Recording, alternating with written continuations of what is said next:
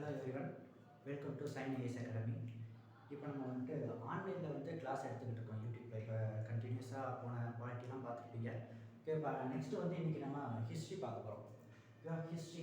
அப்போ ஃபஸ்ட்டு வந்து ஹிஸ்ட்ரி அப்படின்னு பார்க்குறப்ப ஹிஸ்ட்ரி அப்படின்றதே இந்த வேர்ட் அப்படின்றத எந்த மொழியிலிருந்து வந்திருக்கு அப்படின்னு பார்க்கணும். ஓகேவா? அப்போ ஃபஸ்ட்டு ஹிஸ்ட்ரி அப்படின்றது ஒரு க்ரீக் வேர்ட், ஒரு கிரேக்க சொல். அப்போ கிரேக்கத்தில் ஹிஸ்டோரியா அப்படின்ற ஒரு வேர்ட்ல இருந்து தான் ஹிஸ்ட்ரி அப்படின்ற வேர்ட் வந்து டெரைவ் ஆகி வந்திருக்கு. ஓகேவா? ஃபர்ஸ்ட் ஹிஸ்ட்ரி அப்படின்றது ஒரு கிரீக் வேர்ட். கிரீக்ல ஹிஸ்டோரியா அப்படின்ற ஒரு வார்த்தையில இருந்து என்ன அப்படின்னா ஹிஸ்ட்ரி அப்படின்ற வார்த்தை வருது.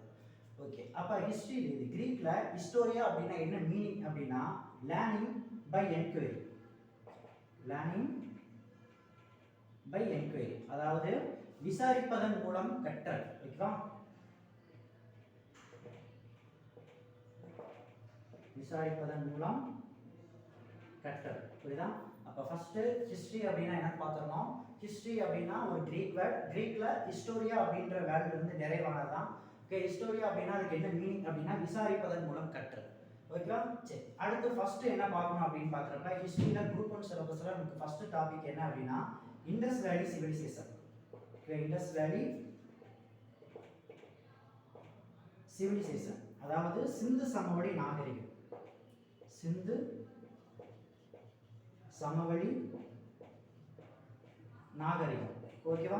சரி, இந்த இதுல சிவிலைசேஷன் அப்படின்ற வார்த்தை எதுல இருந்து டெரைவ் ஆயிருக்கு அப்படின்னு பார்க்கறப்ப லாத்தின் வேர்ட்.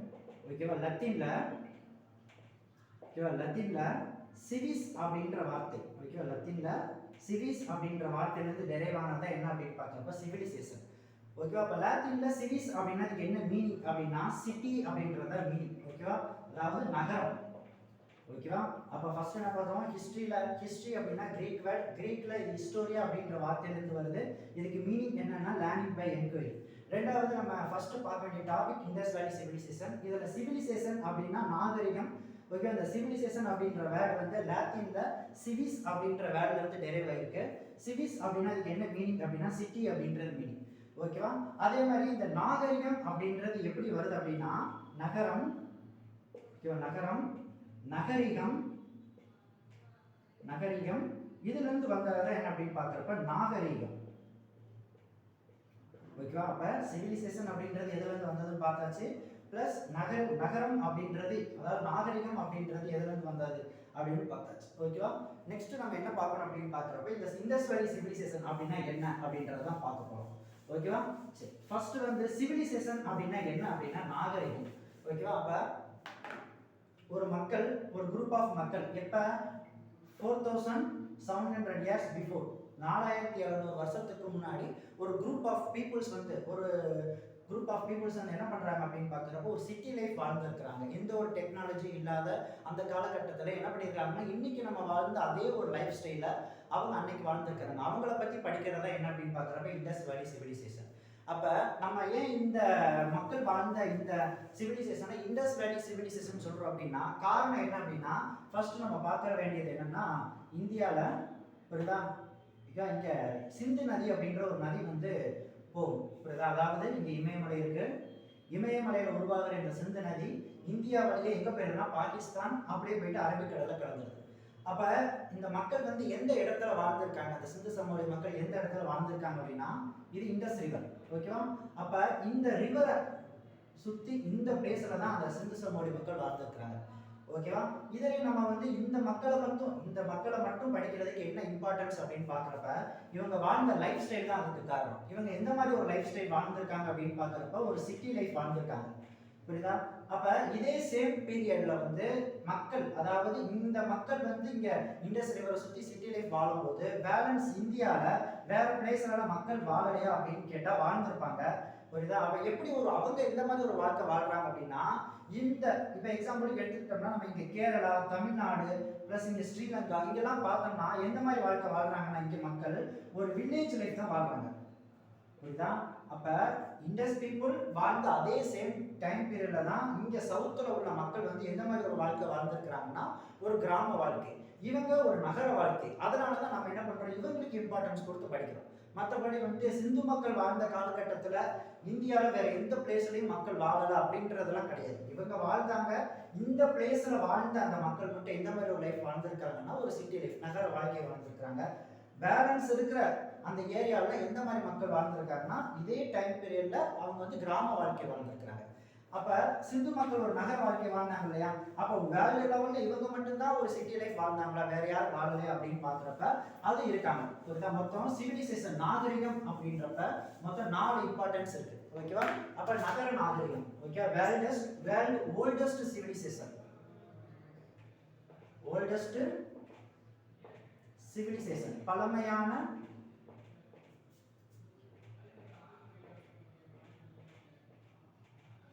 பழமையான நாகரிகம் அப்படின்னா மொத்தம் 4 இருக்கு.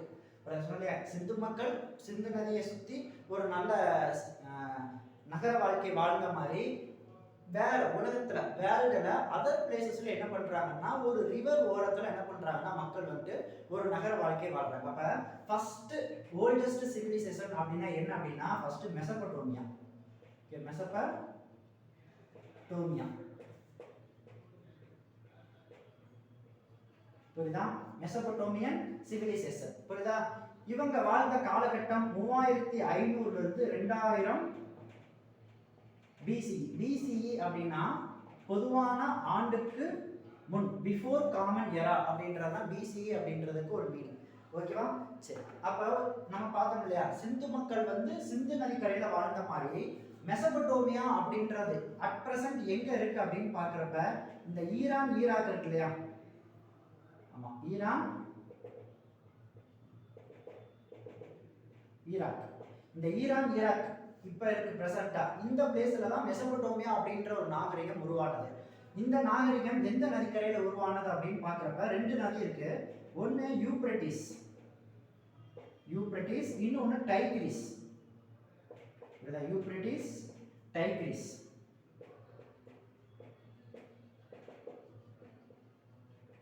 Euphrates, Tigris. அப்ப இந்த 2 நதிக்கரையில வாழ்ந்த மக்கள் தான் யார் அப்படின்னு பாக்குறப்ப மெசபடோமியா மக்கள்.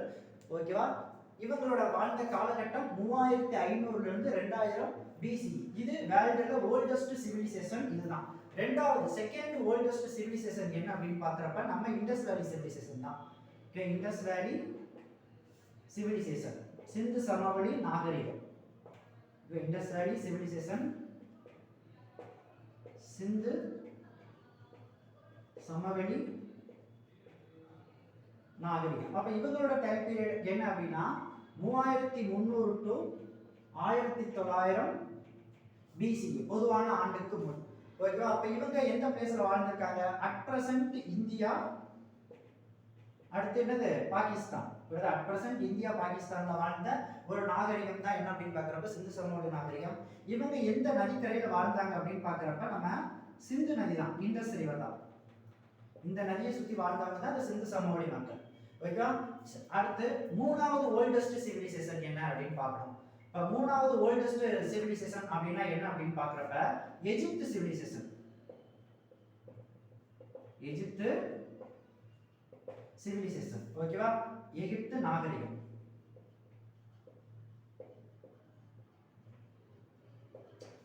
வேர்ல்டுல 3வது ஓல்டஸ்ட் சிவிலைசேஷன் இந்த எகிப்து நாகரிகம். இவங்களோட காலகட்டம் 3100 இருந்து 1100 BCE. ஓகேவா? அப்ப நம்ம எல்லாருக்கும் தெரியும் எகிப்துல ஒரு ஃபேமஸான ஒரு ரிவர் ஓடுது இல்லையா? என்ன ரிவர் அப்படின்னா என்ன ரிவர்னா நைல் நதி ஓடுது இல்லையா? ஓகே, அப்ப நைல் நாகரிகம் தான் எதுன்னு சொல்லுவாங்க. அதாவது எகிப்து நாகரிகம் நைல் நதிக்கரையில உருவானது. பேலன்ஸ் எங்க இருக்கு? இது வந்து இப்ப இன்னைக்குள்ள எகிப்துல இருக்கு. ஓகேவா? பேலன்ஸ் 4வது வேர்ல்டு ஓல்டஸ்ட் சிவிலைசேஷன் அப்படின்னா சைனீஸ் சிவிலைசேஷன். ஓகேவா? சீன நாகரிகம், சீன நாகரிகம். ஓகேவா? அப்ப இவங்களோட டைம் பீரியட் என்ன அப்படின்னு பாக்குறப்ப 1700 இருந்து 1122 BCE. ஓகேவா? அப்ப இந்த டைம் பீரியட்ல தான் சீன நாகரிகம் உருவாகுது. இந்த எந்த நதிக்கரை அப்படின்னு பாக்குறப்ப மஞ்சள் ஆறு அப்படின்னு சொல்லுவாங்க, எல்லோ ரிவர். ஓகேவா? இந்த நதி இதுதான் வேர்ல்டுல ஓல்டஸ்ட் சிவிலைசேஷன். மொத்தம் ஓகேவா 4 இருக்கும். ஒன்னு மெசபடோமியா, 2வது இண்டஸ் வேலி சிவிலைசேஷன், 3வது எகிப்து நாகரிகம், 4வது சீன நாகரிகம். ஓகேவா? சரி, இதுல நம்ம இம்பார்ட்டன்ட் என்ன பார்க்கணும் அப்படின்னு பார்க்கறப்ப இந்த சிந்து சமவெளி நாகரிகம் தான் நமக்கு டாபிக்ல இருக்கு, அதை மட்டும் பார்த்தா போதும். ஓகேவா? சரி, அப்ப இன்னொன்று என்ன அப்படின்னா இந்த டைம் பீரியட்லாம் இருக்கு இல்லையா? இப்ப நான் சொன்னேன் சிந்து சமவெளி நாகரிகம் அப்படின்னா உங்களுக்கு டைம் பீரியட் 3300 இருந்து 1900 BCE அப்படின்றது. ஓகே, அப்ப இந்த டைம் பீரியட்லாம் எப்படி கால்குலேட் பண்றாங்க அப்படின்னு பார்க்கறப்ப C14 மெத்தட் அப்படின்னு சொல்லுவாங்க. C14 method carbon dating method, carbon வயது கணிப்பு முறையில தான் என்ன பண்றாங்க அப்படின்னு பார்க்கறப்ப இந்த அதாவது இந்த சிந்து சமவெளி நாகரிகத்தோட காலத்தை வந்து அவங்க என்ன பண்றாங்க அப்படின்னா கால்குலேட் பண்றாங்க. அதை எப்படி இந்த மெத்தடை ஃபாலோ பண்றாங்க அப்படின்னு பார்க்கறப்ப வேற ஒன்றும் கிடையாது. இப்ப சிந்து சமவெளி மக்கள் பானை ஓடுகள் யூஸ் பண்ணியிருப்பாங்க. அதாவது பானை யூஸ் பண்ணியிருப்பாங்க. அந்த பானைகள் என்ன ஆகுதுன்னா ஒரு காலகட்டத்தில் மண்ணுக்கு அடியில் புதையும் போது பொதுவாகவே ஒரு பொருள் வந்து மண்ணுக்கு அடியில் புதையுதுன்னா அதை சுற்றி கார்பன் ஃபார்ம் ஆக ஆரம்பிக்குது. அப்ப என்ன பண்றாங்கன்னா இந்த மக்கள் வாழ்ந்த இடத்துல அகழாய்வு பண்ணும்போது அந்த பானை ஓடுகள் எடுக்குது. அப்ப அந்த பானை ஓடுகளை சுத்தி எந்த அளவுக்கு கார்பன் ஃபார்ம் ஆயிருக்கு, அதாவது எக்ஸாம்பிளுக்கு வேற ஒன்றும் கிடையாது, அந்த கார்பன் வந்து எத்தனை வருஷத்துக்கு முன்னாடி அந்த பொருளை ஃபார்ம் ஆயிருக்கு அப்படின்னு அந்த கார்பனோட வயதை வந்து அவங்க கால்குலேட் பண்ணா அந்த பொருளோட வயதை கால்குலேட் பண்ணிடலாம். புரியுதா? அப்ப அப்படிதான் என்ன பண்றாங்க அப்படின்னு பாக்குறப்ப ஒவ்வொரு சிவிலைசேஷனுக்கும் அவங்களோட டைம் பீரியட் என்ன பண்றாங்க கால்குலேட் பண்றாங்க. ஓகேவா? சரி, அப்ப இண்டஸ் வேலி சிவிலைசேஷன் அப்படின்றதோட டைம் பீரியட் என்ன அப்படின்னு பாக்குறப்ப 3300 to 1900 BC. அடுத்து என்ன இம்பார்ட்டன்ட் அப்படின்னு பார்க்குறப்ப நம்ம பார்த்துருப்போம் சிந்து சமவெளி மக்கள் 4700 வருஷத்துக்கு முன்னாடி வாழ்ந்துருக்கிறாங்க. ஓகே, அவங்க வந்து என்ன பண்றாங்கன்னா முன்னாடிலாம் கற்காலம் புதிய கற்காலம் அப்படின்னா சொல்லுவோம். அப்ப இவங்க எந்த காலத்தை சேர்ந்தவங்க சிந்து சமவெளி மக்கள் அப்படின்னு பார்க்குறப்ப செம்பு காலத்தை சேர்ந்தவங்க தான். செம்பு கற்காலம் அப்படின்னு சொல்லுவாங்க. செம்பு கற்காலம், காப்பர் ஸ்டோனேஜ். காப்பர் ஸ்டோனேஜ் இது எப்படி இவங்களோட செம்பு கற்காலம் சொல்லலாம் அப்படின்னா ஒன்றும் கிடையாது. அந்த மக்கள் வேட்டையாடுறதுக்கு பயன்படுத்தின வெப்பனை பொறுத்து தான் என்ன பண்றாங்கன்னா அவங்களோட காலத்தை ஃபிக்ஸ் பண்றாங்க. எக்ஸாம்பிளுக்கு ஒரு மனிதன் வந்து என்ன பண்றாங்கன்னா கற்களால் ஆன ஆயுதத்தை பயன்படுத்தினாங்கன்னா அது கற்காலம். இதே இந்த கற்களை கூர்மையாக்கி ஷார்ப் பண்ணி அதை பயன்படுத்துறாங்கன்னா புதிய கற்காலம். இதே என்ன பண்றாங்க கற்களுக்கு பதிலாக ஒரு உலோகத்தை பயன்படுத்துறாங்க, அப்ப அது உலோக காலம். அப்படி பயன்படுத்தின உலோகம் என்ன அப்படின்னா காப்பர், செம்பு. அப்ப செம்பு அப்படின்றத என்ன அப்படின்னா மனிதனால் கண்டுபிடிக்கப்பட்ட முதல் உலோகம். புரியுதா? ஃபர்ஸ்ட் மெட்டல் மனிதன் கண்டுபிடிக்கப்பட்டு பயன்படுத்தப்பட்ட முதல் உலோகம் என்னது அப்படின்னு பார்க்குறப்ப காப்பர். புரியுதா? இந்த காப்பருக்கு அப்புறம் தான் என்னால வருது இரும்பு அப்படின்றதுலாம் வருது. இன்னொன்று என்ன, இவங்க காப்பர் ஸ்டோனேஜ் அப்படின்னா இவங்களுக்கு அயனை பத்தி தெரிஞ்சிருக்குமானா தெரிஞ்சிருக்காது. காரணம் என்னன்னா அயன் அப்படின்றது இவங்களுக்கு அடுத்து வந்தது தான். ஓகேவா? அப்ப இவங்களோட காலம் காப்பர். ஓகேவா? சரி, அடுத்து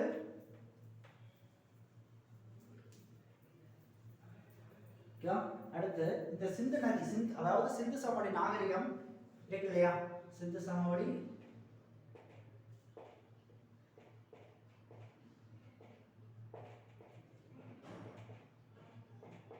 ஓகேவா?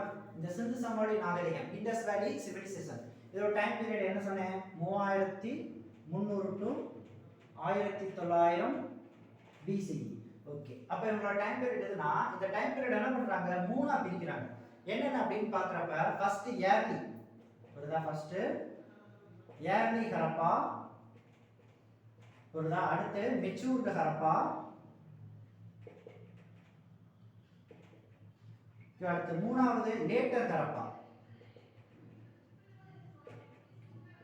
அதாவது ஆரம்பகால ஹரப்பா, முதிர்ந்த ஹரப்பா.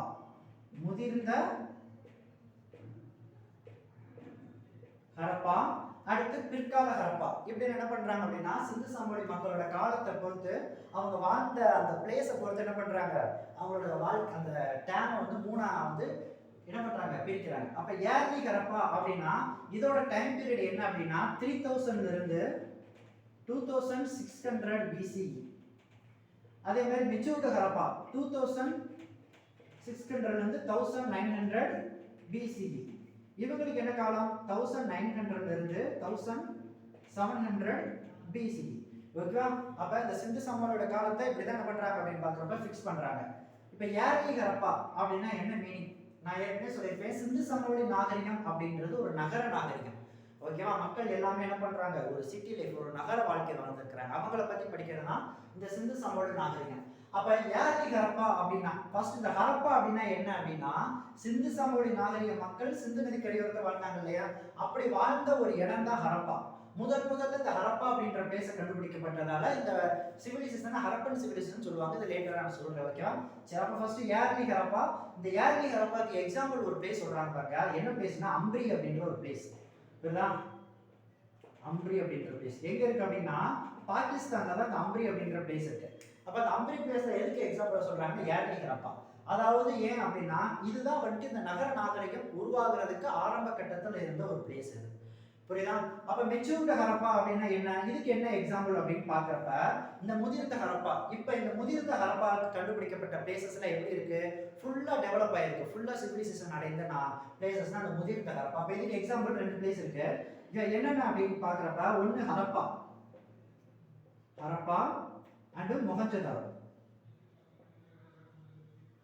ஹரப்பா அண்ட் மொஹஞ்சதாரோ இது 2 பிளேஸ் எதுக்கு எக்ஸாம்பிள் அப்படின்னு பாக்குறப்ப முதிர்ந்த ஹரப்பா, மெச்சூர்டு ஹரப்பாக்கு எக்ஸாம்பிள் தான் இந்த 2 பிளேஸும். ஓகேவா? அடுத்து லேட்டர் ஹரப்பா. லேட்டர் ஹரப்பா அப்படின்னா என்ன, இந்த ஹரப்பன் சிவிலைசேஷன் டிக்ளைன் ஆகுது, வீழ்ச்சி அடைந்த காலகட்டத்தில் உள்ள இந்த காலகட்டத்தில் உள்ள பிளேஸ் என்ன அப்படின்னு பாக்குறப்ப இதுக்கு எக்ஸாம்பிள் நம்ம லோத்தல் சொல்லலாம். புரியுதா? லோத்தல். இந்த லோத்தல் எங்க இருக்கு அப்படின்னு பாக்குறப்ப குஜராத்ல இருக்கு. இந்த லோக்கல் எங்க இருக்குன்னா குஜராத்ல இருக்கு. ஓகேவா? அப்ப சிந்து சமவெளி நாகரிகத்தோட டைம் பீரியட் நம்ம பார்த்தாச்சு, 3300 to 1900. இவங்க வந்து என்ன பண்றாங்க, செம்பாலான வெப்பன்ஸ் உள்ள, அதாவது கருவிகளை பயன்படுத்துறாங்க. இதனால இவங்களோட காலம் செம்பு காலம்னு சொல்றாங்க. ஓகேவா? இவங்களோட காலகட்டத்தை 3ஆ நம்ம பிரிக்கிறோம். ஒன்னு ஏர்லி ஹரப்பா. ஏர்லி ஹரப்பான அதோட காலகட்டம் என்னது, 3000 இருந்து 2600 பிசி. இப்போ இந்த ஏர்லி ஹரப்பாக்கு எடுத்துக்காட்டு நம்ம என்ன சொல்றோம் அப்படின்னா அம்ப்ரி அப்படின்ற இடம் எங்க இருக்குன்னா பாகிஸ்தான்ல சிந்து நதிக்கரை ஓரத்துல தான் என்னது இந்த அம்ப்ரி அப்படின்ற பிளேஸ் இருக்கு. புரியுதா? அதுக்கப்புறம் முதிர்ந்த ஹரப்பா, மெச்சூர்ட் ஹரப்பா எக்ஸாம்பிள் நம்ம என்ன பேச சொல்றோம், ஹரப்பாவும் மொஹஞ்சதாரோ. காரணம் என்ன, இது ரெண்டுமே நல்லா டெவலப்பான ஏரியா.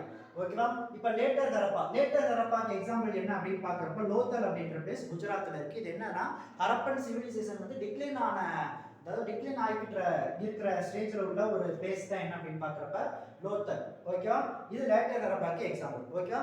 சரி, அதுக்கப்புறம் நம்ம என்ன பார்க்கணும் அப்படின்னா இதை கண்டுபிடிக்கிறாங்க இல்லையா, இப்ப சிந்து சமவெளி நாகரிகம் இருக்கு இல்லையா, சிந்து சமவெளி நாகரிகம் 3300 to 1900. இது வந்து இத்தனை வருஷத்துக்கு 4700 வருஷத்துக்கு முன்னாடி பழமையானது.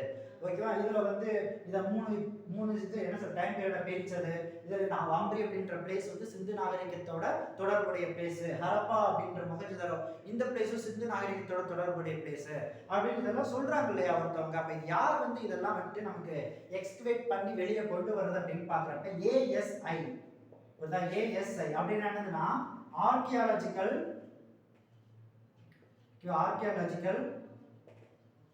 Survey of India. Okay, archaeological survey of India, இந்திய தொல்லியல் துறை. அவங்க தான் என்ன பண்றாங்க அப்படின்னு பாக்குறப்ப இந்த சிந்து சமவெளி நாகரிகமா இருக்கட்டும் இது எல்லாத்தையுமே வந்து வெளியே கொண்டு வந்தது. இங்க வந்து அகலாய்வு பண்ணி இப்படி இந்தியாவுக்குன்னு ஒரு நாகரிகம் இருக்கு. அதுவும் முன்னாடி காலத்து இன்னொன்று சொல்ல போனோம்னா, ஓகேவா, நான் சொன்னேன் ஏர்லி வந்து மொத்தம் 4 ஓல்டஸ்ட் சிவிலைசேஷன் இருக்கு அப்படின்னு. அப்ப 1920ஸ்க்கு முன்னாடி வேர்ல்டு லெவல்ல பாக்குறப்ப 3 சிவிலைசேஷன் தான். ஓகே, அப்ப 1920ஸ்க்கு அப்புறம் தான் என்ன அப்படின்னு பாக்குறப்ப சிந்து சமவெளி நாகரிகம் கண்டுபிடிக்கிறாங்க. அப்ப அதை கண்டுபிடிக்கிறதுக்கு யாரு தான் இதை கண்டுபிடிக்கிறா அப்படின்னு பாக்குறப்ப இந்த டிபார்ட்மெண்ட், இந்திய தொல்லியல் துறை. அப்ப இன்னைக்கு வரைக்கும் இந்த டிபார்ட்மெண்ட் கீழே தான் வந்து இந்த தொல்லியல் அகழாய்வுகள் எல்லாமே நடந்துட்டு வருது. ஓகேவா? சரி, அப்ப அந்த டிபார்ட்மெண்ட்டை யார் உருவாக்கியிருப்பா அப்படின்னு பாக்குறப்ப பிரிட்டிஷ்காரங்க உருவாக்குறாங்க. அப்ப பிரிட்டிஷ்ல யார் வந்து இந்த டிபார்ட்மெண்ட்டை உருவாக்குறா அப்படின்னா, ஓகேவா, 1861ல ஏஎஸ்ஐ 1861ல அலெக்சாண்டர் கன்னிங்ஹாம் அப்படின்றவர் தான் உருவாக்குறார். Alexander Cunningham.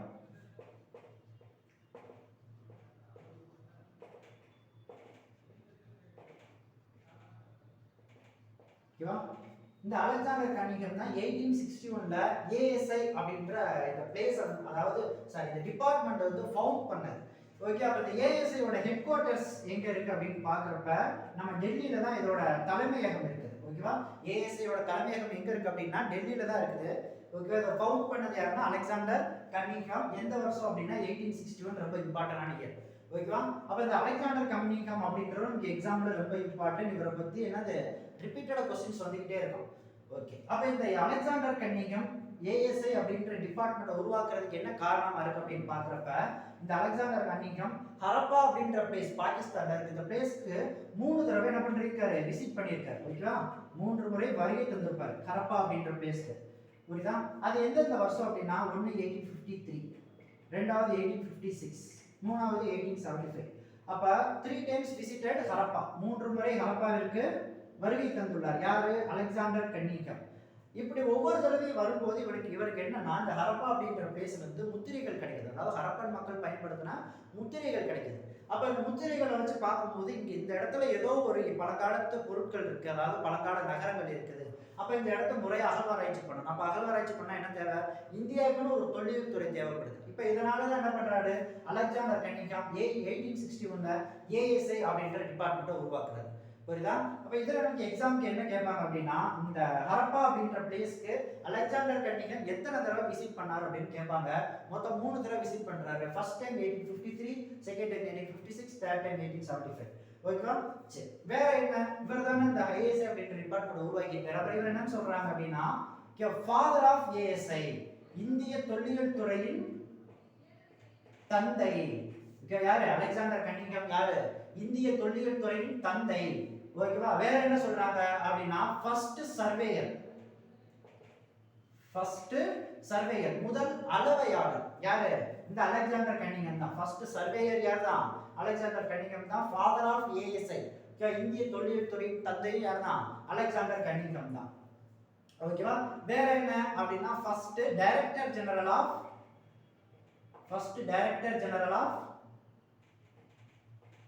ஏஎஸ்ஐ, இந்திய தொல்லியல் துறையின் முதல் தலைமை இயக்குனர். ஓகேவா? அப்ப இவர் தான் டிபார்ட்மெண்ட்டை ஃபவுண்ட் பண்ணியிருக்காரு. அப்ப அதை ஃபவுண்ட் பண்றாரு அப்படின்னா, இவர் தான் என்ன பண்றாரு, டிபார்ட்மெண்ட்டோட ஃபர்ஸ்ட் டைரக்டர் ஜெனரலாக இருந்திருக்காரு. அப்ப இந்த டைரக்டர்ஸ்லாம் என்ன பண்ணுவாங்க அப்படின்னா, இவரோட வேலை என்ன, இவங்களுக்கு கீழே ஒரு செட் ஆஃப் டீமை வந்து என்ன பண்ணுவாங்க, ஃபார்ம் பண்ணி ஒவ்வொரு பிளேஸையும் போய் அகலாய்வு பண்றதுக்கு என்ன பண்ணிடுறாங்க, அனுப்பிச்சு வச்சிருவாங்க. அப்ப இதுதான் அவங்களோட வேலை. அப்ப இவங்களுக்கு கீழே ஃபார்ம் பண்ணப்பட்ட அந்த டீம் என்ன பண்ணுவாங்கன்னா, அந்த ஒவ்வொரு டீமுக்கும் ஒரு ஹெட் இருப்பாங்க. அப்ப அந்த ஹெட் என்ன பண்ணுவாருன்னா, அவங்க அகலாய்வு பண்ண அந்த பிளேஸோட மொத்த ரிப்போர்ட் எடுத்துட்டு வந்து இந்த டிபார்ட்மெண்டோட டைரக்டர் ஜெனரல்கிட்ட ஒப்படைச்சிருவாங்க. அப்ப இந்த மாதிரி நிறைய பிளேஸ்க்கு நிறைய டீம் போய் அகலாய்வு பண்ணிட்டு இருப்பாங்க. அப்ப ஒவ்வொரு டீமோட அந்த ஹெட் என்ன பண்ணுவாங்கன்னா, அவங்களோட ரிப்போர்ட்டை அந்த டிபார்ட்மெண்டோட டைரக்டர் ஜெனரலுக்கு சப்மிட் பண்ணிடுவாங்க. அவங்க என்ன பண்றாங்க, இந்த எல்லா ரிப்போர்ட்டையும் வந்து ஃபுல்லா என்ன பண்ண ஆராய்ந்து பார்த்துட்டு காமனா ஒரு ரிப்போர்ட்டை அவங்க என்ன பண்ணுவாங்க, பப்ளிஷ் பண்ணாங்க. ஓகேவா? அப்ப அந்த டைரக்டர் ஜெனரல் வேலை என்னன்னா, இவங்களுக்கு அந்த டீம் எல்லாம் இது பண்ணி அந்த டிபார்ட்மெண்டோட ஹெட் இவங்க தான். ஓகேவா? சரி, இது அலெக்சாண்டர் கன்னிங்ஹாம். அப்ப என்ன அப்படின்னா, இந்த அலெக்சாண்டர் கன்னிங்ஹாம் 1861 ஏஎஸ்ஐ உருவாக்கிட்டாரு. ஓகே, 3 தடவை ஹரப்பாக்கு விசிட் பண்ணாரு. ஓகே, பட் இவர் தான் இந்த இண்டஸ் வேலி சிவிலைசேஷன் அப்படின்றத வந்து முறைப்படி கண்டுபிடிச்சாரா, ஃபார்மல் அனௌன்ஸ் பண்ணது யாரு அப்படின்னு பார்க்கறப்ப இந்த அலெக்சாண்டர் கன்னிங்ஹாம் கிடையாது. ஓகேவா? அப்ப யார் அப்படின்னா, இவர் வந்து டிபார்ட்மெண்ட் டைரக்டர் ஜெனரல் இருந்தாரு 1861. இதுக்கப்புறம் அலெக்சாண்டர் கன்னிங்ஹாம்க்கு அப்புறம் போஸ்டிங் மாறிக்கிட்டே இருக்காங்க. இப்போ என்ன அப்படின்னு பார்க்குறப்ப 1902ல, ஓகேவா, இப்போ 1902ல ஒரு ஆள் அப்பாயிண்ட் ஆகிறார். யாரு? 1902ல இருந்து 1928 வரைக்கும் இந்த டைரக்டர் ஏஎஸ்ஐயோட டைரக்டர் ஜெனரல் இருந்தவர் யார் அப்படின்னா, sir John Marshall. Sir John Marshall 1902ல இருந்து 1928 வரைக்கும் ஏஎஸ்ஐயோட டைரக்டர் ஜெனரலா இருந்தவர். யார் இவர் அப்பாயிண்ட் பண்றா அப்படின்னு பாக்குறப்ப, இவர் அப்பாயிண்ட் பண்ணது யார் அப்படின்னா லார்ட் கர்சன். லார்ட் கர்சன் அப்படின்றவர் எல்லாரும் தெரியும் நினைக்கிறேன். ஓகேவா? நம்ம ஐஎன்எம்ல பார்ப்போம், பெங்கால் பார்ட்டிஷன் அப்படின்றத கொண்டு வந்தது யாருன்னா லார்ட் கர்சன் 1905ல. ஓகே, அப்ப அந்த லார்ட் கர்சன் அப்படின்றவர் தான் சர் ஜான் மார்ஷலை ஏஎஸ்ஐயோட டைரக்டர் ஜெனரலா 1902ல அப்பாயிண்ட் பண்றாரு. இப்படி அப்பாயிண்ட் பண்ண சர் ஜான் மார்ஷல் தனக்கு கீழே நிறைய டீமை உருவாக்கி என்ன பண்றாரு அப்படின்னு பாக்குறப்ப 1920ஸ்ல 1920 தான். ஓகே, 1920ல ஹரப்பா அண்ட் மொஹஞ்சதாரோ. ஓகே, 1920ல ஹரப்பா அண்ட் மொஹஞ்சதாரோ இந்த ரெண்டு பிளேஸையும் அகலாய்வு பண்றதுக்கு என்ன பண்றாரு, 1920ல சர் ஜான் மார்ஷல் ஒரு டீமை அனுப்புறாரு. அப்ப அந்த ஹரப்பா அண்ட் மொஹஞ்சதாரோ இந்த ரெண்டு பிளேஸையும் அகலாய்வு பண்ண ஆரம்பிக்கப்பட்ட வருஷம் 1920. இப்போ இன்னொன்று என்ன அப்படின்னா 1920 ஹரப்பாவை அகழாய்வு பண்ணும்போது ஹரப்பா அப்படின்றது ஒரு மிகப்பெரிய பழமையான ஒரு நகரம் அப்படின்றது யாருக்கும் தெரியாது. புரியுதா? அப்போ இது என்ன இருக்கு அப்படின்றது தெரியாம தான் நம்ம 1920 என்ன பண்றோம், அகழாய்வு பண்ண போறோம். ஏதோ இருக்குன்னு தெரியுது, பட் என்ன அப்படின்றது நமக்கு தெரியாது. ஓகே, அப்போ என்ன பண்றாங்க 1921 ஓகே 1921 தான் என்ன பண்றாங்க அப்படின்னா முறையா ஹரப்பா அப்படின்ற பிளேஸ் அகழாய்வு பண்றாங்க. அதே மாதிரி 1922 தான் மொஹஞ்சதாரோ அப்படின்ற பிளேஸை கண்டுபிடிக்கிறாங்க. புரியுதா? அப்ப ஹரப்பாவை கண்டுபிடிக்கப்பட்ட வருடம் 1921, மொஹஞ்சதாரோவை கண்டுபிடிக்கப்பட்ட வருடம் 1922. இந்த இரண்டு இடங்களையும் அகழாய்வு பண்ண ஆரம்பிக்கப்பட்ட வருடம் 1920. இந்த இரண்டு இடமும் கண்டுபிடிக்கப்படும் போது இந்திய தொல்லியல் துறையின் தலைமை இயக்குனராக இருந்தது யாருன்னா சர் ஜான் மார்சல். ஓகே, அப்ப ஹரப்பாவை கண்டுபிடிச்சது யார் அப்படின்னு பாக்குறப்ப வேற ஒரு ஆள் தான். அதாவது சர் ஜான் மார்சலுக்கு கீழே ஒரு டீம் இருக்கும், அந்த டீமோட ஹெட் தான் ஹரப்பாவை கண்டுபிடிச்சிருப்பாரு. அதே மாதிரி தான் மொஹஞ்சதாரோ. புரியுதா? அப்ப இந்த ரெண்டு பிளேஸையும் கண்டுபிடிச்ச அந்த டீமோட ஹெட் என்ன பண்ணாரு, அதோட ரிப்போர்ட்டை போயிட்டு யாருக்கு சப்மிட் பண்ணி சர் ஜான் மார்சல்கிட்ட கொடுத்துருவாரு. அப்ப சர் ஜான் மார்சல் இந்த ரெண்டு ரிப்போர்ட்டையும் வச்சு என்ன பண்றாரு, பொதுவா இது ரெண்டும் ஒரே மாதிரி இருக்கு அப்படின்னு சொல்லிட்டு என்ன பண்றாரு 1925 புரியுதா 19 இன்னொன்னு என்ன அப்படின்னு பாக்குறப்ப இதுக்கு முன்னாடி இன்னொரு இது பார்த்தரலாம். புரியுதா? நான் சொன்னேன் ஃபர்ஸ்ட் கண்டுபிடிக்கப்பட்ட சைட் அப்படின்னா ஹரப்பா தான். 1921 ஹரப்பாக்கு அடுத்து தான் மொஹஞ்சதாரோ. இப்போ என்ன அப்படின்னா ஹரப்பா அப்படின்ற பிளேஸ் எங்க இருக்கு அப்படின்னு ஃபர்ஸ்ட் பார்த்துக்கலாம். ஓகே, அப்ப சிந்து நதினா இங்க ராவி நதி இருக்கும். ராவி நதி அப்படின்றது சிந்து நதியோட ஒரு துணையாறு. Okay, tributary. அப்ப இந்த ராவி நதி கரையில தான் என்ன இருக்கு அப்படின்னு பார்க்கறப்ப இந்த ஹரப்பா அப்படின்ற பிளேஸ் இருக்கு. புரியுதா? இதே சிந்து அப்படின்ற அதாவது மொஹஞ்சதாரோ அப்படின்ற பிளேஸ் எங்க இருக்கு, சிந்து நதி கரையில தான் இந்த மொஹஞ்சதாரோ அப்படின்ற பிளேஸ் இருக்கு. ஓகே, அப்ப 1921 ஹரப்பா அப்படின்ற பிளேஸ் என்ன பண்றாங்க, அகழாய்வு பண்ணி கண்டுபிடிச்சிடுறாங்க. கண்டுபிடிச்சிட்டு இதோட ரிப்போர்ட்டை யார்கிட்ட கொடுத்துட்றாங்க, சர் ஜான் மார்சல்கிட்ட. அப்ப இந்த ரிப்போர்ட் என்ன சொல்லுது அப்படின்னு பாக்குறப்ப ஹரப்பா அப்படின்றது ஒரு தொல்பொருள் இனம். புரியுதா? பழங்காலத்து மனிதர்கள் ஒரு நகர வாழ்க்கை வாழ்ந்ததுக்கான எவிடன்ஸ் கிடைச்ச இடம் தான் ஹரப்பா. இவங்களை பொறுத்த வரைக்கும் 1921 இந்த ஏஎஸ்ஐ டிபார்ட்மெண்ட்டை பொறுத்த வரைக்கும் ஹரப்பா அப்படின்ற ஒரு பிளேஸ்ல மட்டும்தான் இந்த மக்கள் வாழ்ந்திருக்காங்க. புரியுதா? அதாவது நான் ஆரம்பத்தில் சொன்னேன் சிந்து சமவெளினா இந்த நதியை சுற்றி வாழ்ந்தாங்க அப்படின்னு சொல்லியிருக்கேன். புரியுதா?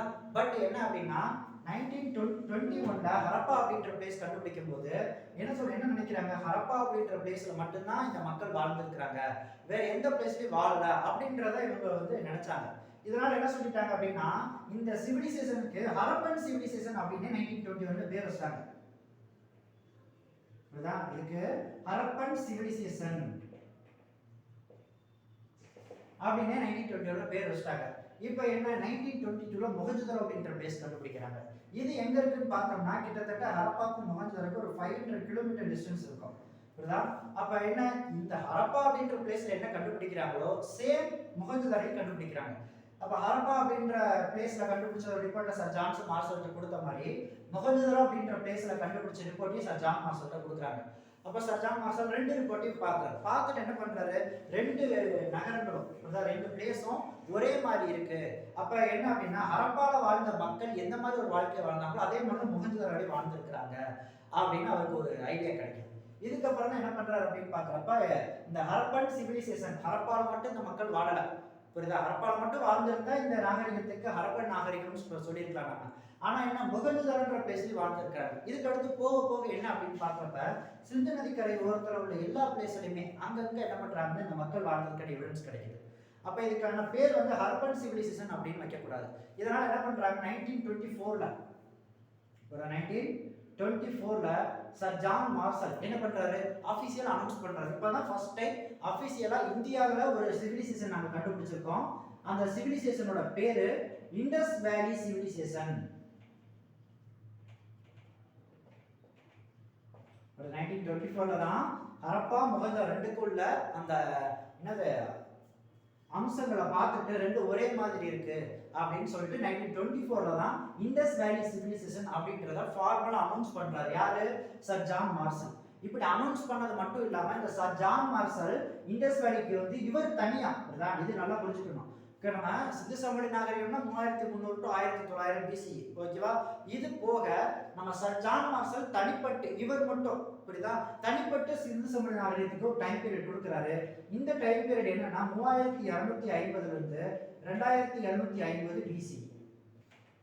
ஓகேவா. இது சர் ஜான் மார்சல் சிந்து சமவெளி நாகரிகத்துக்கு தனிப்பட்டு கொடுத்த டைம் பீரியட். அதே மாதிரி சிந்து சமவெளி நாகரிகத்தை அபிஷியல் அனௌன்ஸ் பண்ணது யாருன்னா நம்ம சர் ஜான் மார்சல் தான். எந்த வருஷம்? 1924. இன்னொன்று இம்பார்ட்டன்டா கேட்பாங்க, இந்த இண்டஸ் அப்படின்ற வார்த்தை, சிந்து அப்படின்ற வார்த்தையை ஃபர்ஸ்ட் பயன்படுத்தினது யார் அப்படின்னா இவர் தான். அப்ப இண்டஸ் அப்படின்ற வார்த்தையை முதல்ல பயன்படுத்துறது யார் தான்? சர் ஜான் மார்சல் தான். ஓகேவா. சரி, இது அப்ப என்ன அப்படின்னு பாக்குறப்ப ஏஎஸ்ஐ அப்படின்றத, ஏஎஸ்ஐ பத்தின ஃபுல் டீடைல் நம்ம பார்த்தாச்சு. ஓகேவா. ஃபர்ஸ்ட் ஏஎஸ்ஐ அப்படின்னா என்ன பார்த்தோம் நம்ம? ஏஎஸ்ஐ அப்படின்றது 1861ல அலெக்சாண்டர் கன்னிங்ஹாம் அப்படின்றவரால் உருவாக்கப்பட்டது. இதோட தலைமையகம் எங்க இருக்கு அப்படின்னா டெல்லியில இருக்கு. ஓகேவா. இந்த ஏஎஸ்ஐ உருவாக்குறதுக்கு காரணம் என்ன?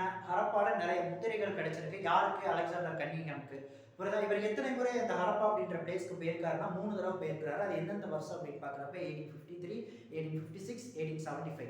புரியுதா? இதெல்லாம் பார்க்கும்போது இவர் என்ன பண்றாரு? ஏஎஸ்ஐ அப்படின்ற டிபார்ட்மெண்ட் உருவாக்குறாரு. அதனால அவர் father of ASI, first surveyor, அதாவது முதல் அளவையாளர், தொல்லியல் துறையின் தந்தை, அது போக என்னது தொல்லியல் துறையின் முதல் தலைமை இயக்குனர், எல்லாமே யார் தான்? நம்ம அலெக்சாண்டர் கன்னிங்ஹாம் தான். பட் என்னதான் இருந்தாலும் இவர் என்ன பண்ண முடியல, இவரால சிந்து சமவெளி நாகரிகத்தை கண்டுபிடிக்க முடியல. அப்ப யார் கண்டுபிடிக்கிறா அப்படின்னு பாக்குறப்ப 1902 to 1928ல டைரக்டர் ஜெனரல் போத பதவியில இருந்தவர் தான் யாருன்னா சர் ஜான் மார்சல். இவர் அப்பாயிண்ட் பண்ணவர் யார் அப்படின்னா லார்ட் கர்சன். லார்ட் கர்சனால அப்பாயிண்ட் பண்ணப்பட்டவர் தான் சர் ஜான் மார்சல்.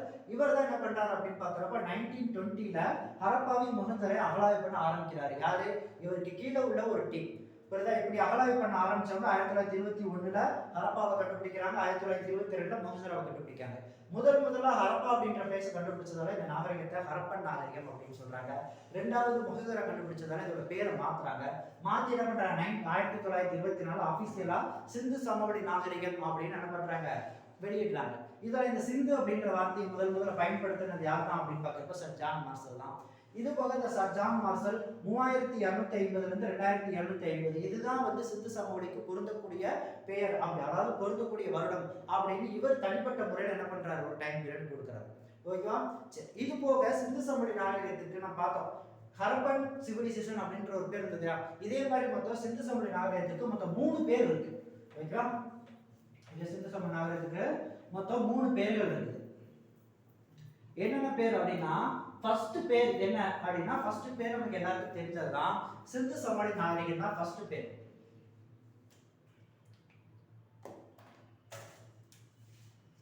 ஃபர்ஸ்ட் என்ன? சிந்து சமவெளி நாகரிகம்.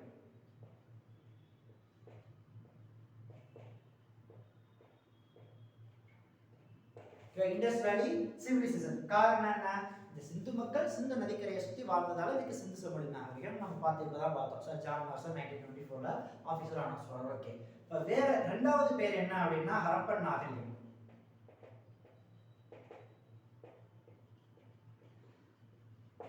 ஹரப்பன் சிவிலைசேஷன். ஓகேவா.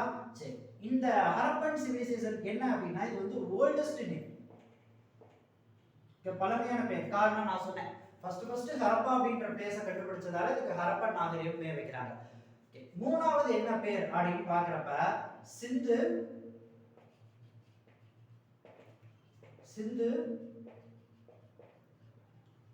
சரஸ்வதி நாகரிகம். ஓகேவா. அதாவது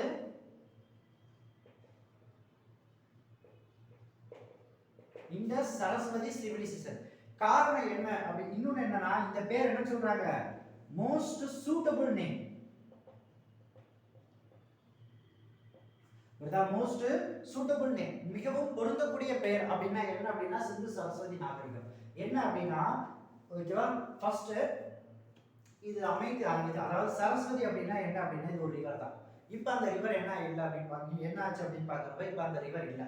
புரியுதா? அப்போ இந்த ரிவர் எங்கே ஃப்ளோ ஆகிட்டு இருந்தது அப்படின்னு பார்க்குறப்ப நம்ம சிந்து நதி இங்கே ஃப்ளோ ஆகும்போது அதோட பேரலாக ஃப்ளோ ஆன ஒரு பிளேஸ் தான் என்ன, ஒரு ரிவர் தான் என்னன்னா சரஸ்வதி அப்படின்ற ரிவர். ஓகேவா. அப்போ நான் பார்த்தோம் சிந்து மக்கள் சிந்து நதி கரையை சுற்றி வாழ்ந்ததால சிந்து சமவெளி நாகரிகம் வருது. அப்போ அதுக்கு பேரலாக தானே சரஸ்வதி சிவிலைசேஷன் இருக்கு. இப்போ என்ன அப்படின்னா இந்த சரஸ்வதி நதியை சுற்றி தான் எத்தனை percentage, 80% settlement along with Saraswati river. அதாவது 80% செட்டில்மெண்ட் எங்கே தான் இருக்கு, சரஸ்வதி நதிக்கரையில் தான் கண்டுபிடிச்சிருக்கிறாங்க. பட் இப்போ அந்த சரஸ்வதி அப்படின்ற நதி இல்லை. அதனால என்ன சொல்றாங்க, இந்த பேர் தான் இதுக்கு சூட்டபிளா இருக்கும் அப்படின்னு சொல்றாங்க. பட் இது வந்து ஒரு 3 பேர்கள் அவ்வளவுதான். இப்போ நம்ம சொல்றது சிந்து சமவெளி நாகரிகம், ஹரப்பன் நாகரிகம் கூட பயன்படுத்துவோம். ஆனா சிந்து சரஸ்வதி நாகரிகம் அப்படின்றத நம்ம பயன்படுத்துறது இல்லை. ஓகேவா? அப்ப இது சிந்து அதாவது நம்ம இண்டஸ் வேலி சிவிலைசேஷனோட 3 பேர்கள். வேற என்ன அப்படின்னு பாக்குறப்ப இந்த பகுதிகள் எங்க இருக்கு அப்படின்றத பார்க்கலாம். ஓகேவா? சரி, அதுக்கு முன்னாடி இந்த ஹரப்பா அப்படின்ற பிளேஸ் நான் ஆரம்பத்திலே சொல்லிட்டு தான் இருக்கேன். ஹரப்பா அப்படின்ற பிளேஸ் வந்து நம்ம பாகிஸ்தான்ல சிந்து நதியோட ஒரு துணை ஆறான ராவி நதிக்கரையில் இருக்கு இல்லையா? அப்ப இந்த இப்படி ஒரு பிளேஸ் இங்க இருக்கு. ஓகேவா? அதாவது ஹரப்பா அப்படின்ற ஒரு பிளேஸ் இருக்கு அப்படின்றது நமக்கு முதல்ல தெரியது எப்படி தெரிய வருது அப்படின்னா, இந்த ஹரப்பா அப்படின்ற பிளேஸ்க்கு முதல்ல ஒரு ஆள் போயிருக்காரு. யார் அப்படின்னு பாக்குறப்ப 1826ல சார்லஸ் மேசன்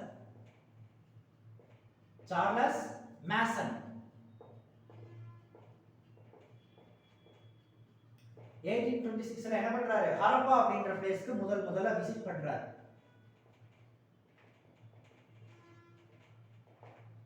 ஓகேவா? அப்ப ஹரப்பா அப்படின்ற பிளேஸ்க்கு ஃபர்ஸ்ட் விசிட் பண்ணது யாரு?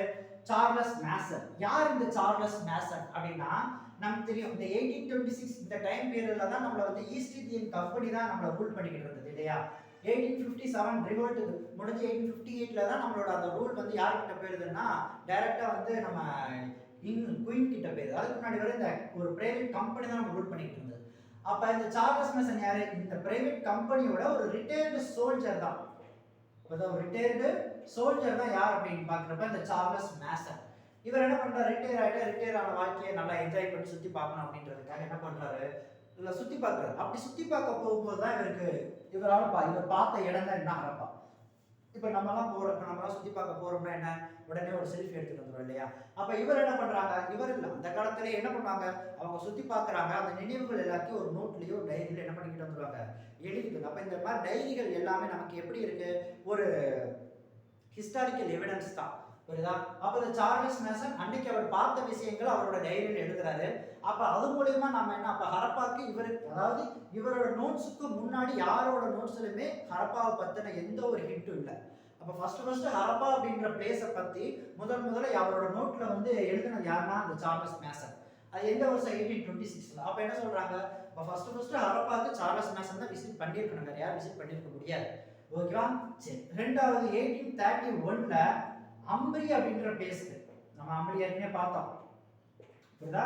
அப்ப அம்ரி அப்படின்ற பிளேஸ் எங்க இருக்கு, சிந்து நதிக்கரையில, அங்க இது பாகிஸ்தான்ல சிந்து ப்ராவின்ஸ்ல இருக்கிற ஒரு பிளேஸ் தான் அம்ரி. அப்ப இந்த அம்ரி அப்படின்ற பிளேஸ்க்கு ஃபர்ஸ்ட் விசிட்டட் யார் அப்படின்னு பாக்குறப்ப நம்ம அலெக்சாண்டர் பான்ஸ். ஓகேவா? அலெக்சாண்டர்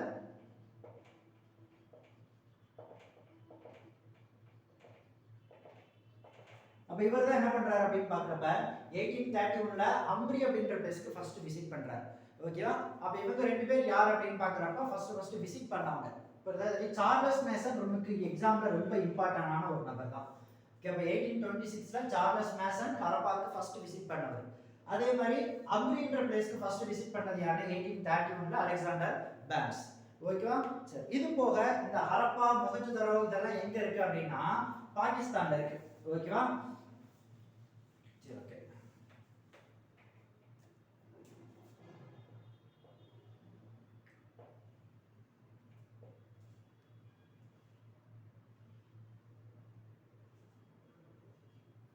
அப்ப சிந்து நதி எங்க ஓடுது, இங்க தான் ஃப்ளோ ஆயிட்டு இருக்கு. ஓகேவா? சரி, அப்ப இந்த சிந்து மக்கள் வாழ்ந்த பிளேஸ் இதுதான் சிந்து மக்கள் வாழ்ந்த பிளேஸ் இல்லையா? ஓகே, இந்த சிந்து நதிக்கு மொத்தம் 5 துணை ஆறுகள் இருக்குது. ஓகேவா? சிந்து நதிக்கு மொத்தம் 5 துணை ஆறுகள் இருக்குது. இந்த 5 துணை ஆறுகள் அதாவது ட்ரிபியூட்டரிஸ், இந்த சுத்தி தான் என்ன அப்படின்னு பாக்குறப்ப நம்ம சிந்து நதி, சிந்து சமவெளி நாகரிகம் தோன்றி இருக்கு. ஓகே, ஃபர்ஸ்ட் இதோட ஏரியா இந்த இருக்காங்க இல்லையா, அவங்க வாழ்ந்த ஒட்டுமொத்த ஏரியா, இவங்களோட ஏரியா பரப்பளவு எவ்வளவு அப்படின்னு பாக்குறப்ப 13 lakh ஸ்கொயர் கிலோமீட்டர். இது சிந்து சமவெளி மக்கள் வாழ்ந்த ஒட்டுமொத்த பரப்பளவு. ஓகேவா? சரி, இந்த பரப்பளவுக்குள்ள 6 பெரிய நகரங்கள் கண்டுபிடிச்சிருக்காங்க, 6 பிக் சிட்டிஸ் கண்டுபிடிச்சிருக்காங்க. வேற என்ன அப்படின்னா 200 பிளஸ் வில்லேஜஸ் கண்டுபிடிச்சிருக்காங்க. கிராமங்கள் எங்க அப்படின்னு பாக்குறப்ப இந்த பரப்பளவுக்குள்ள அந்த 13 லட்சம் ஸ்கொயர் கிலோமீட்டர் சொன்ன இல்லையா, இந்த பரப்பளவுக்குள்ள இங்கதான் வாழ்ந்தாங்க. பாதி பாகிஸ்தான் பாதி இந்தியா, இதுதான் சிந்து மக்கள் வாழ்ந்த இடம். இப்ப நம்ம சொல்றோம் இல்லையா, இந்தியானா இதுதான், இங்கதான் நம்ம வாழ்றோம். அதே மாதிரி சிந்து மக்கள்லாம் இதுதான் அவங்க வாழ்ந்த பிளேஸ். ஓகேவா? அப்ப இவங்க வாழ்ந்த பிளேஸோட ஏரியானா 13 லேக் ஸ்கொயர் கிலோமீட்டர்.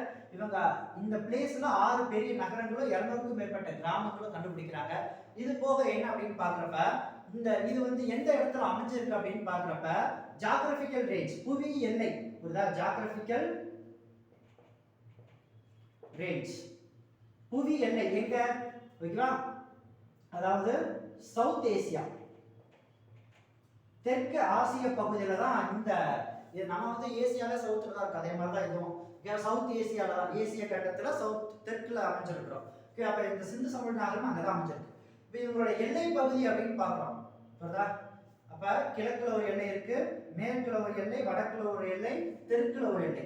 புரியுதா? நம்ம இந்தியாவுக்கு எடுத்துக்கிட்டோம்னா வடக்குல ஜம்மு அண்ட் காஷ்மீர், இங்க அருணாச்சல் பிரதேஷ், இங்க குஜராத், இங்க ஜம்மு நம்ம கன்னியாகுமரி.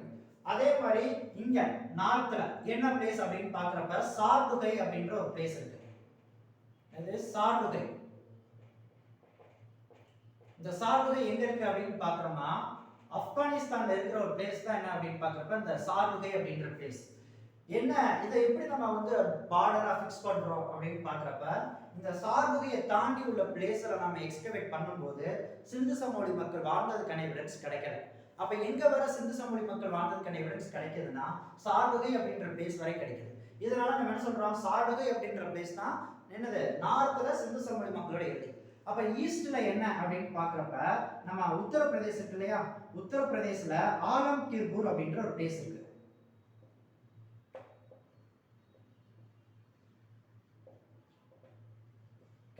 அப்ப உத்தரப்பிரதேசல இந்த ஆலம்கீர்பூர் அப்படின்ற பிளேஸை தாண்டி அவங்க வாழ்ந்ததுக்கான எவிடன்ஸ் கிடைக்கல. அடுத்து சவுத் என்ன, சவுத்ல மகாராஷ்டிரா. மகாராஷ்டிரால என்ன பிளேஸ் அப்படின்னு பாக்குறப்ப தைமலாபாத்.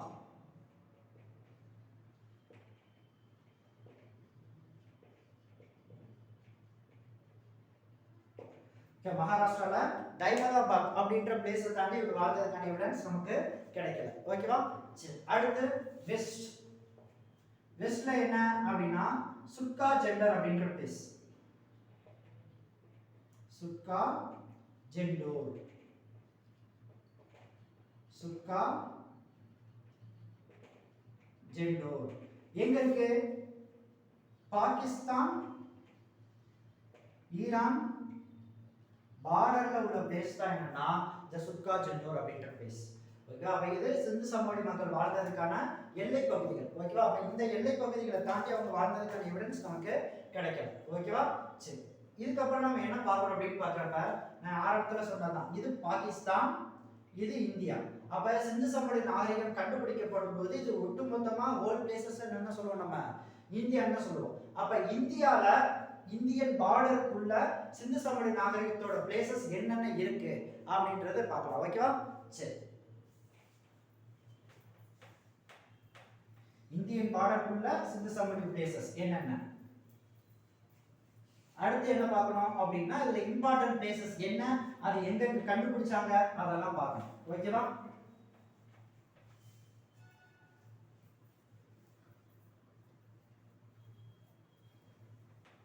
சரி, ஓகே. ஃபர்ஸ்ட் இந்த சிந்து சமவெளி நாகரிகத்துல இந்தியாக்குள்ள கண்டுபிடிக்கப்பட்ட ஃபர்ஸ்ட் பிளேஸ் என்ன அப்படின்னு பாக்குறப்ப மந்தா. ஓகே, ஃபர்ஸ்ட் மந்தா.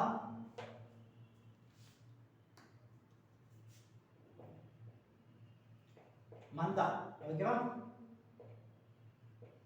இந்த மந்தா அப்படின்ற பிளேஸ் எங்க இருக்கு அப்படின்னா ஜம்மு அண்ட் காஷ்மீர்ல இருக்கு. ஓகேவா? அடுத்து மிட்டத்தால்.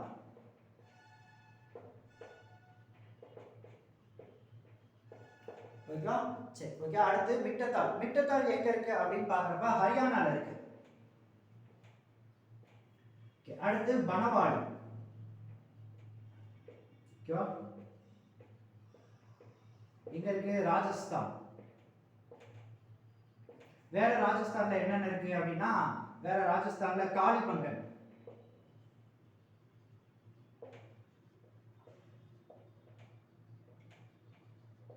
ஓகேவா? காளிபங்கன் அப்படின்ற பிளேஸ் எங்க தான் இருக்கு அப்படின்னா ராஜஸ்தான்ல தான் இருக்கு. வேற லோத்தல், ஓகேவா? வேற லோத்தல்,